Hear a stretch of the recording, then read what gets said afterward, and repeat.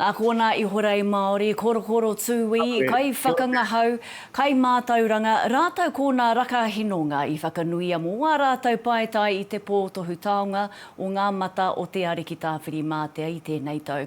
Koe nei te tua ono o tēnei tū Huihuinga a Whakaata Māori e tipako nei I te hunga whakaaweawe. He whakamihi I te kuranui me te kuraroa. Ka nui te honore o tuku I tēnei taonga whakahirihira.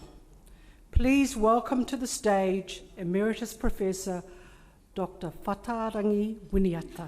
He waiwai kai pakiaka a Ahaurangi Winiata, nāna te kaupapa a whakarauora I te reo Māori, I te huataki ki roto o Ngāti Raukawa, pērā I te wānanga o Raukawa, nōna te korowai atawhai I ngā mōtika tiriti, nāna hoki te pāti Māori I whakataki.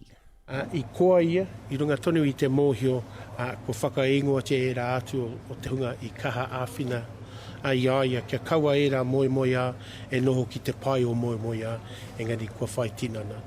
I tino pō he ia, ka rua, ka toru pēr ngā tupuranga, ka hoki mai te reo, ka tino miharo ia, te ki te kotahi noiho te tupuranga, ko hoki mai te reo. Ko reira koena te āhuatanga, I tino miharo kia pāpa, te tere o te reo, I tata mate, engari katai, ka tino kaha hoki o ramai.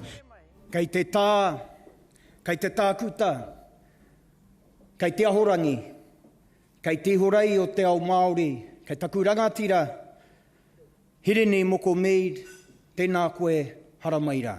Tētāia te whakarapopoto te nui o ngā mahi o tā Hirene moko meid, tētahi atu o ngā kaiwhiwhi I te taonga, te Huihuinga o Matariki. Heoi I roto I a Ngāti Awa, nāna te kākano o te mātauranga I rui, nāna ngā take kreme I hautu, nāna hoki te ringa tohu I te iwi. I nā te Māori, nā te kitenga I te ao whānui, ka ohorere.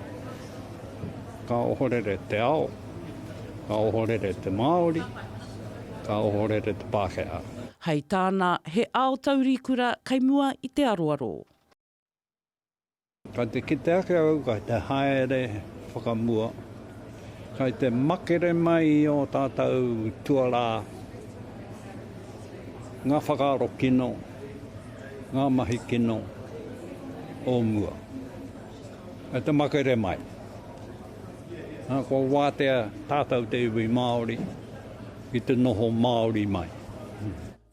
Heoi ko te mihi ki a rāua, kai te marainui ātea te whānui. Aroha mane, te Ao Mārama.